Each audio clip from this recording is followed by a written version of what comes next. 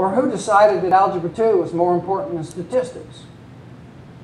Statistics, I didn't get that until I got to graduate school and a whole new world opened up. Wow, I can actually interpret all these data. And guess what? Most reporters, they don't know statistics, so they report all kind of erroneous stuff because they just don't understand statistical significance or random variation or regression toward the mean or any of this stuff that colors the way you understand data. I think many of our students would be far better served to have the opportunity to take, instead of Algebra 2, personal finance and business math. That could be a hard course, but it could be information that students see practical relevance to. I mean, not only just learn how to operate a checking account or how a credit card works, but to understand complex stuff like compound interest or IRAs or 401ks. Or how does a mortgage work? Or how do taxes work?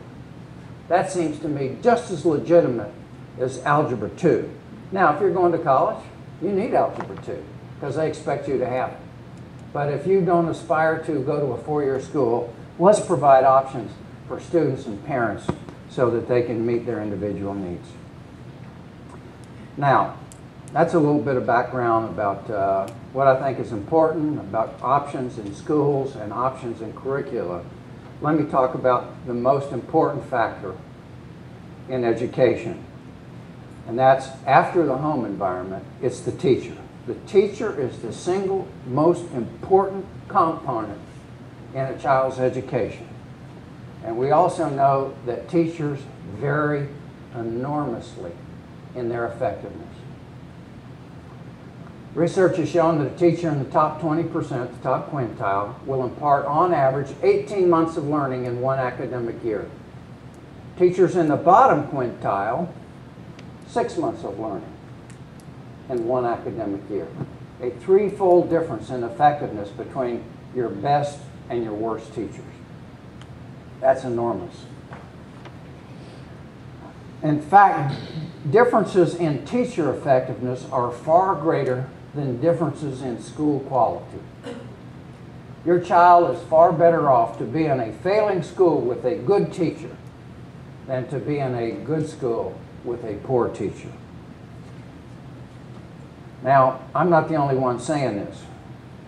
In his State of the Union address last month, President Obama said, quote, "After parents, the biggest impact on a child's success comes from the man or the woman at the front of the classroom. We want to reward good teachers and stop making excuses for bad ones." And I'm in sync with the president on that matter. Now let's talk about teachers and compensation, because one of the things that I said we know works is incentives. Right now our compensation system for teachers is based on seniority and what kind of a degree you have, bachelor's, master's, or doctorate. These credentials have been shown to not have a profound effect on student learning. And after about 4 years in the classroom, experience doesn't seem to matter much. Now, let's talk about the teacher's jobs. We know that in large organizations, jobs must be designed so that average employees produce outstanding results. If average employees produce average results, the job is too complex or too difficult. But I believe that far too often, teachers are being asked to be all things to all students simultaneously, from the brightest and most motivated to the least able and the least interested. In effect, we're asking teachers to make more and more bricks with less and less straw. After the teacher, the next most important variable in the quality of a child's education is a principal. Again, the most effective principals, those in the top 20%, will elevate test scores school-wide 15 percentile points.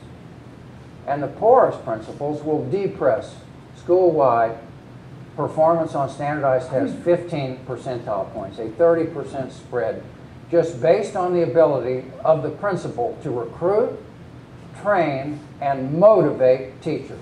And make no mistake about it, that is the primary job of principals. Recruit, train, and motivate teachers. Now, how do you do that? How do you get effective principals? Well, one thing we know about leadership, and that's what we're talking about here, is how to recruit, train, and motivate, is that leaders are made, not born. And to develop a cadre of highly trained principals, they must be afforded training and mentorship opportunities. Now, you can get the necessary background by taking courses on leadership. And that's education.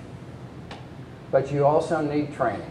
Just like to be a good football player, it's one thing to be in the room where you're drawing diagrams on the chalkboard, and it's another thing to go out on the field and actually do it. It's one thing to sit in a classroom and learn principles of leadership and administration, and another thing entirely to go out into the messy real world and apply it. And that's where training and mentorship and peer feedback and study groups become important. At the Department of Education, we have a principal training program, and we're going to work to strengthen that program to help our principals get the kind of training and background that they need.